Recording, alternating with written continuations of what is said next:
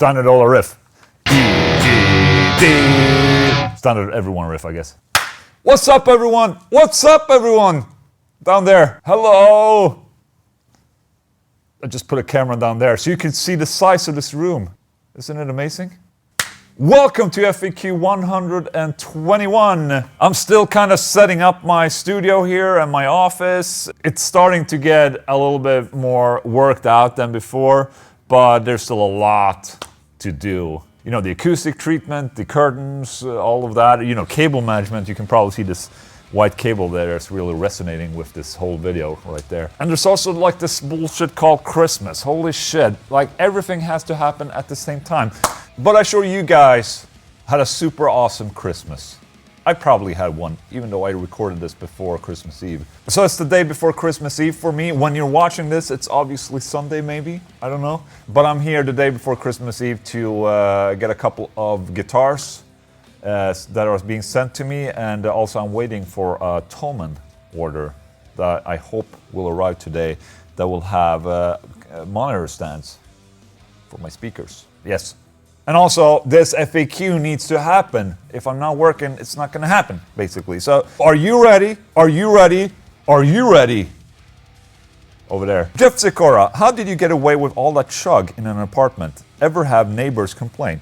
So, in the apartment where I recorded all my testing demos and Will It Chug videos, I never had any noise complaints, but also I recorded all of these during daytime, and the studio I had there was at the corner of an apartment building, so the only neighbor I have is the one living one floor over me and one floor below me, and both of those families have jobs, so I'm playing when they're working, basically. So I never had any complaint or anything like that. I think that everyone there is like kind of a little excited. Oh, he's a YouTuber. They find out. That's the scary part. Andres Sanhuesa, Ola, with so many bands out there in this day and age, do you get metal fatigue sometimes? I mean, listening to a death metal band and bored yourself because you will listen to that riff 1,000 times in the past. This is an excellent question, actually. And yes, I can get a little bit of a metal fatigue, but nowadays, it's very seldom that I listen to music and metal in general. You know, because I'm working with guitar and, you know, I'm writing music and all that. It's become sort of my job now, so when I get back home, you know, from the office or from working, I don't listen to any music at all. You know, I've already done my consumption of metal music, and that was when I was, you know, growing up in the 90s and the 2000s. And nowadays, I don't really listen as much as I did back then. The only time I listen to music now is when I travel. That's when I listen to music properly, at least. By doing so, I'm not really getting sick and tired of metal. I still think metal has a shit ton to offer. And yes, I can definitely hear some riffs, you know, being overused and done over and over again between different bands. I can hear it. A great solution to this is just to not listen that much to metal.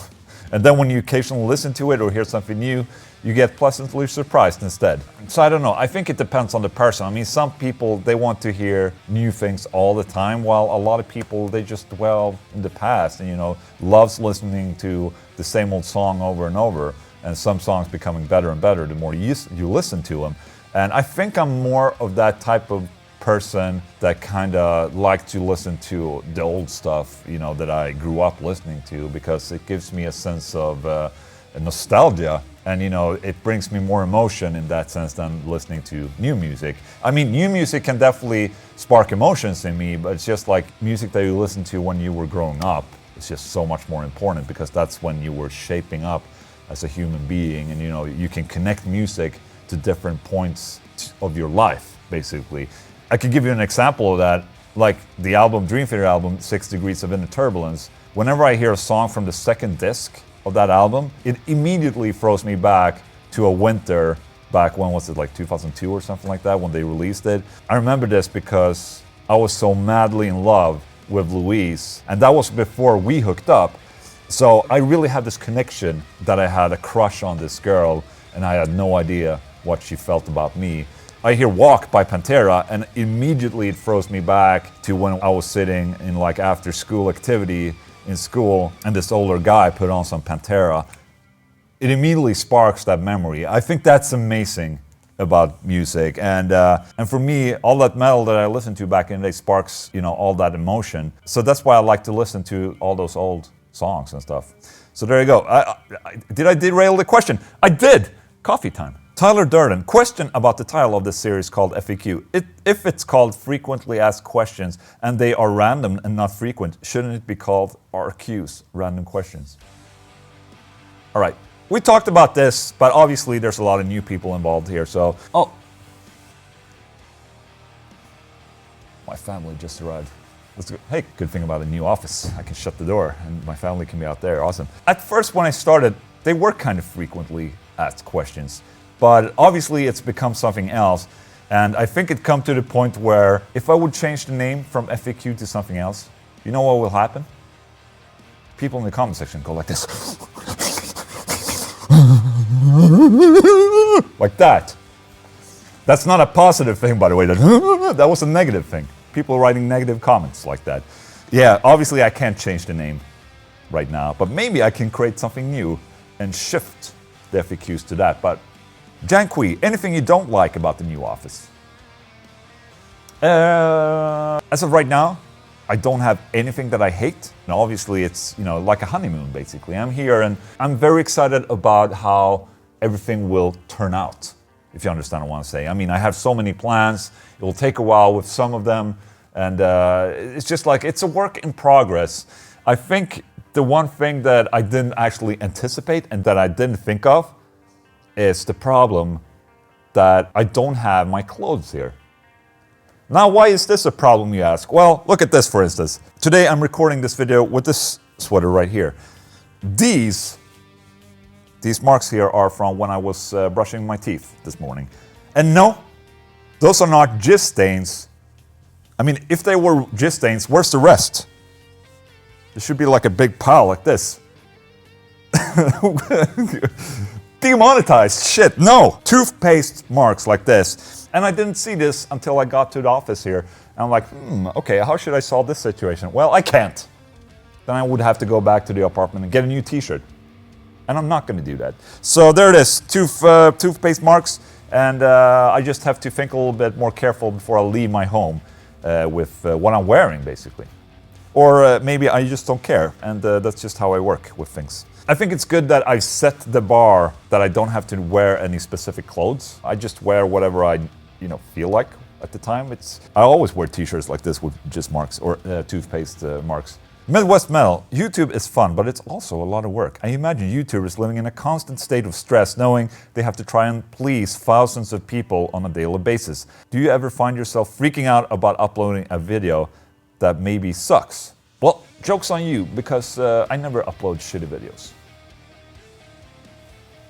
Humbleola, I mean, it is a lot of stress that you have to keep on putting out content out there on YouTube, but then again, if it's fun making the content, then I think it's good stress. I think that at this point, all the videos that I'm making are videos that I want to make. I've been pretty clear with, the direction of my channel is that I'm going into the direction that I want to do, the videos that I want to make. I think it's sort of like, when you play live in front of a lot of people and people are asking like, why are you not nervous of playing live in front of a lot of people? You just get used to it.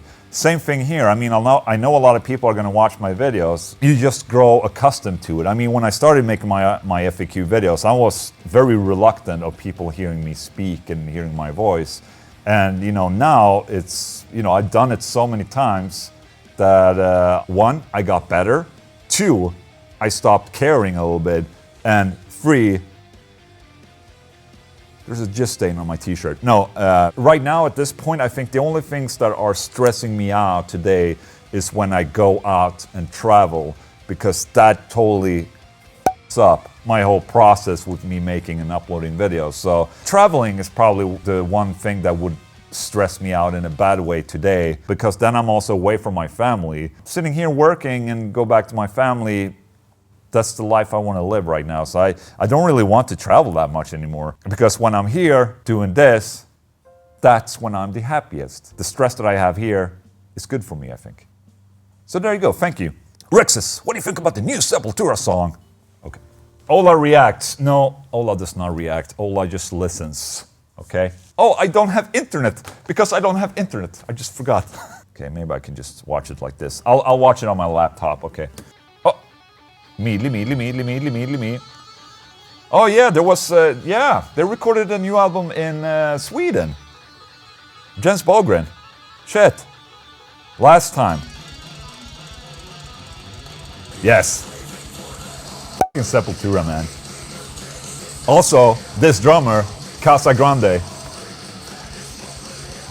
Holy shit. Yes. Yeah. Dude, this is what I like about Sepultura. You know, Sepultura was a really big thing during the late 80s and the 90s, you know, with Max Cavalera and all that. And, you know, Max and Igor quit and Derek came along. Some people said that Sepultura became total shit and they were sort of not as good as when Max was in the band. But now, Sepultura has really grown into like a killer metal band again. And I'm not trying to put any shade on Max and his thing because I really enjoy like the latest Soulfly album. It's incredible as well. You know, Sepultura with Max in the early days, amazing. But then things changes and it becomes something else. And I think Sepultura is one of those bands where, you know, they kind of split up in a way for, you know, Max split up with Sepultura and they both became great in the end. Isn't that awesome? And this song is awesome. This video is cool as well because it's, you know, a lot of things from Sweden. Oh, Subways in Stockholm. That's cool. I actually reached out to Andreas and asked if he wanted to do a coffee with Ola. Never got a response. That's okay.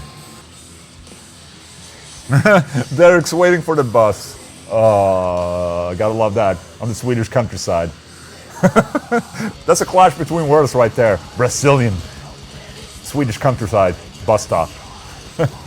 That's really cool, man. I'm really happy I checked that out. And going back to that question about metal fatigue, listening to this song, I mean, maybe there's not anything new happening, but it's still refreshing to hear for me. And I don't know, it's hard to explain. Maybe there's this metal vein, you know, that will always have me excited for metal riffs. I don't know. So there you go. Good question. Thank you. That was Robin, by the way. He's a good friend. Bobby Sanderson. Fuck. So now, fuck. I guess I don't have to censor that because I'm saying fuck, you know? So now that you have your warehouse the size of your anus, are you going to put an acoustic drums and mic it? Okay, yeah, I think there's a misconception here with what people think that I'm doing and what I'm actually doing. Obviously, it would be awesome to have a music studio, but that's not what I'm doing here. I mean, this is a studio office for video making, basically, or to record guitars or vocals or whatever. It's not meant to be a music studio. It's a place where I film my YouTube videos. And obviously I'm going to be able to crank my amplifiers and all that, but I don't plan to record drums in this room. I don't want to record drums. You know, I'm not a good enough producer in my opinion for that. But I mean, I guess I have the potential, but do I want to? Nah. This is amazing. I see my kids, they're sitting behind this camera in the other room, just, you know, drawing shit. After I'm done with this FAQ, we're going out to my house to celebrate Christmas. So that's why they're here. Vasista Kanti. Hey Ola, really great office. The decor fits the pink guitar. Did you watch Ozzy's new music video, Under the Graveyard? It's kind of emotional, inspiring in my opinion. You should check it out. Oh shit, Ola! Oh, you're just being so lazy today, reacting to music videos. Oh, there's just so many music videos coming out, so I have to keep up with the plan. Okay, let's do the same. West Hollywood. Oh shit, what's this? A story. Is this supposed to be Randy Rhoads or no? Just a random guy, I guess. He's drinking? Shit, he's not having it easy. This video is probably gonna get demonetized by me having all these music videos in them. I'm gonna do my best. But if it gets demonetized, you can buy a t-shirt. It's down there. Teespring. Okay, so this is a guy who's drinking a lot. He has a whammon. Has two whammon with breasts. Oh shit. What is happening in this video? There's drinking, there's boobs, tits, drinking, more drinking. I don't know if all of these are whammon or if there's a guy in here because they all have the same hair. He's drinking a lot. I think that's kind of like the point of this video. Oh, he's puking? Great. I didn't listen to the lyrics, but I guess this is about him drinking himself to death, basically, because it's... Or is this about Ozzy and... Oh, maybe it's about Ozzy and Sharon. I'm slow. Okay, so it's about Sharon coming to Ozzy's rescue. No, stay in bed, don't drink beer. Okay, so he's going through a withdrawal and Sharon is basically, you know, helping him out. That's cool. Who's the guitar player for this, by the way? Is this Zach? No. There would have been more widdly wheeze if it was Zach while playing. I really like the production on this, though. It sounds old. That I like. So there you go, a good song. Not gonna sneeze. That was a great song. I really like the production because it sounds retro in some way. And video was, yeah, good that it's actually a music video. And maybe I should pay more attention about the lyrics, but because it was about Ozzy, you know, and Sharon. So there it is, emotional and inspiring. Great. Francis Quiglietta. Hi Ola, Patera shedding skin for Riff of the Day. Thank you for all you do. Love your channel, your music, your guitars. Riff of the Day. Riff, okay. Shedding skin.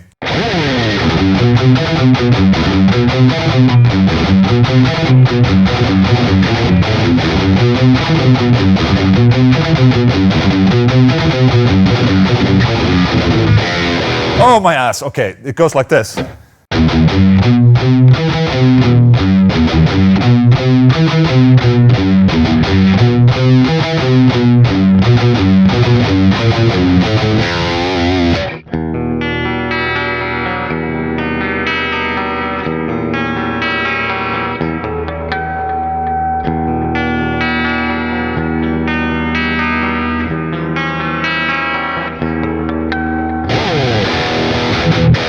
That's a song that doesn't get too much recognition, actually.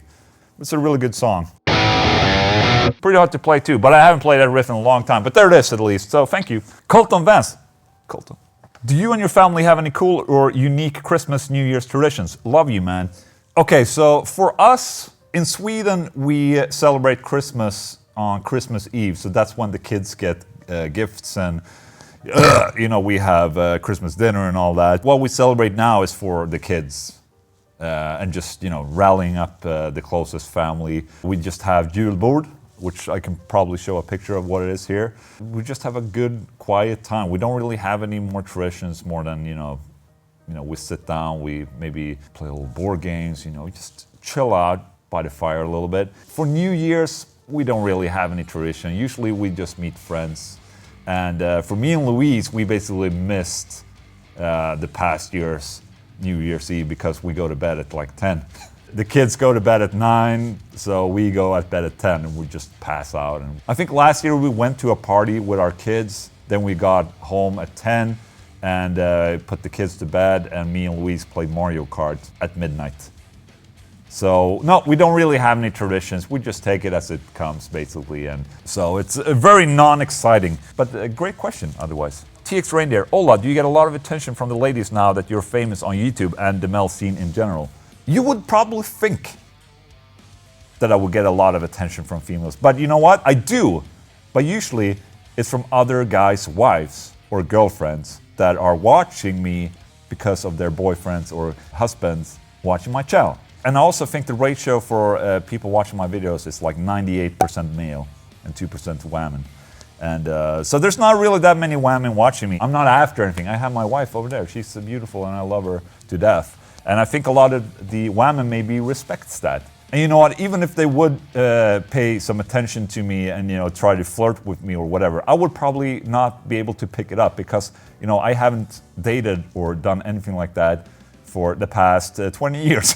So I have no idea how that works. You know, I just never did that thing. I never dated. I was never out in bars to get laid or anything like that. I have no idea how that works. You know, me and Louise got together pretty quick, you know, when we were young. Hungry Guitar Student, hey, Ola, with all the moving, did you have a chance to watch the new Witcher series? Congrats on the new office, looks great. Thank you. Yes, I did watch Witcher, and I'm currently on the 5th episode. I just finished the 5th episode, and it started a little quirky, but I'm totally hooked. And I will totally understand if people would hate it, because it's a series that's very catered towards the fans. And I think it's excellent for that. It's very nerdy. And at first, you know, Superman being Geralt of Rivia, maybe it's not the best match. But seeing how he was kind of pushing the project, you know, being a fan of the series, it's not really an easy character to play. You're supposed to be cool, don't really say that much, don't have any emotion or anything like that, be funny. It's not an easy task. And I think, was it Henry Cavill? Is that his name? I think he does a really good job on portraying Geralt. And yeah, I'm liking it so far. I still have a couple episodes to go. And I'm excited. I'm gonna watch it tonight probably. Anha, I really want to know your thoughts on Anders Björler guitar playing technique and music writing, especially since you play some of his works live. Hälsningar från Göteborg, capital city of melodic death metal. Wham and subscriber, oh there you go. Anders Björler, the guitar player for At the Gates and the Haunted, I replaced Anders when he left the band. And I think that Anders is a completely underrated guitar genius that deserves a lot more recognition. He's written so many memorable and awesome riffs and solos, in my opinion. The musicality in both him and his brother, Jonas and Anders, they're twins, it's something else. They have this musical talent that I think is very rare today. And I think they should be more recognized by that. So if you haven't, just listen to the At the Gates albums, the Haunted albums, and also Anders' own solo album, which is incredible. And you will definitely hear the quality of, you know, the riffs, the songwriting, the melodies and all that. It's truly something to acknowledge. So if you haven't, go check it out. Der Tim Palevo, what does the future hold for the Petrucci wah pedal? Alright, so yeah, the Petrucci wah pedal was holding up my monitor in my apartment, but right now I can't use it because I need something in behind that holds up the monitor, so that's why I have this monitor here instead, and my ultra-wide is over there. You know, the John Petrucci has served its purpose for me a long time, so as of right now, I just let it, you know, roam around free in here. And, oh, there he is! Look! What's up? John Petrucci, why? He's just walking around the office. Yeah, I just let him do his thing. You know, he's just walking around and being cool. And maybe someday he'll be back holding my monitor. Who knows? Ashley Alt. Dear Ola, I just received my Solar 1.6 Blood Red Flame. I love this guitar. On the receipt, there's a date listed with the product name. Is this the date that the guitar was manufactured? If so, it appears that I share a birthday with my Solar. Super cool. Okay, so we can actually talk a little bit about the serial numbers of the Solar guitar. I don't know if you can see it, but this one says 1908-0107. 19 is the year, the next number is the month, and then there's the production number of that month. So this is the 107th guitar built in August 2019. So that's how the serial number works back there. If you have a guitar, if you're curious, you can find out things. And that was the last question. Guys, thank you so much for watching this video, and happy new year. If you have any questions, please post them in the comment section of this video. And you over there, yes, all you trolls over there disliking my videos, have a great happy new year, okay? I love you guys. And also, don't forget to smash that like button. Yes, finally said it.